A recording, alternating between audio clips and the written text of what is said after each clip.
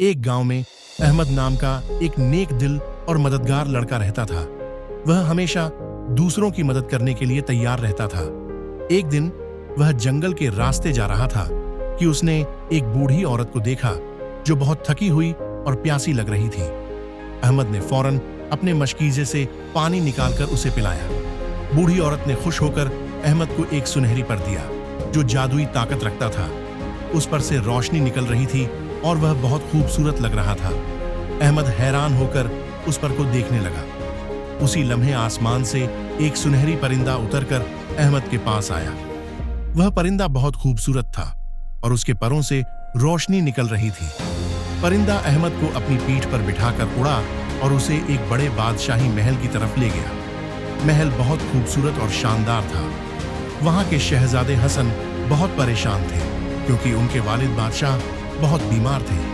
बादशाह के दरबार में एक बुरा वजीर मौजूद था जो बादशाह की बीमारी का फायदा उठाकर हुकूमत पर कब्जा करना चाहता था। वजीर ने अपने सिपाहियों को हुक्म दिया कि जो भी बादशाह की मदद करे उसे पकड़ लो।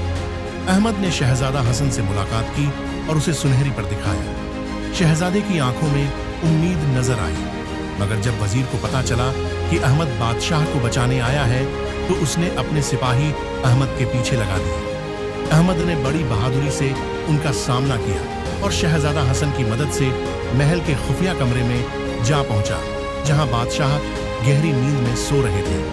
अहमद को बताया गया कि बादशाह को बचाने के लिए चांदनी घास और सुनहरी शहद की जरूरत है। अहमद ने सुनहरी परिंदे के साथ सफर किया। वह एक चमकती हुई पहाड़ी पर पहुंचा जहां चांदनी घास उगती थी। वहां से वह एक जादुई दरख्त के पास गया जिस पर सुनहरी शहद का छत्ता था। अहमद ने दोनों चीजें इकट्ठी की और दोबारा महल वापस आया। अहमद ने दवाई तैयार की और बादशाह को पिलाई। जैसे ही बादशाह ने दवाई पी वह आहिस्ता आहिस्ता जागने लगे और उनका चेहरा रोशन हो गया। बादशाह ने अहमद और शहजादा हसन को दुआएं दी। जब वजीर ने यह सब देखा तो वह खौफजदा हो गया। सिपाहियों ने वजीर को पकड़ लिया और कैद में डाल दिया। बादशाह के ठीक होने के बाद पूरे शहर में खुशी की लहर दौड़ गई। लोगों ने खुशी के गीत गाए, फूल निछावर किए और जश्न मनाया। बादशाह ने अहमद को सोने के सिक्के दिए और कहा कि तुमने बहादुरी और नेकी की मिसाल कायम की है।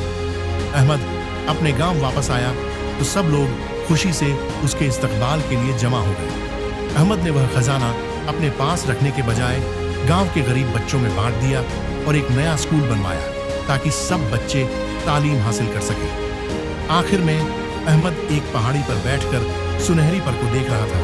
वह पर आहिस्ता आहिस्ता रोशनी बनकर हवा में गायब हो गया। सुनहरी परिंदा आसमान की तरफ उड़ा और सब लोग उसे हैरानी और खुशी से देखने लगे।